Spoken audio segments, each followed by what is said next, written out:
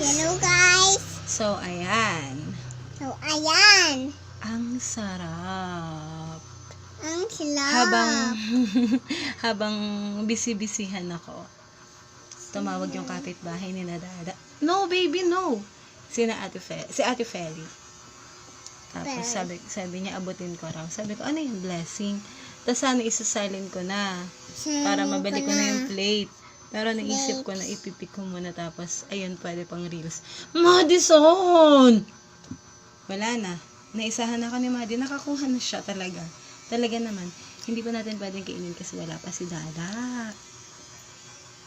So, ayan. Mukha talaga siyang yummy, pero mamaya pa namin pwedeng i-taste.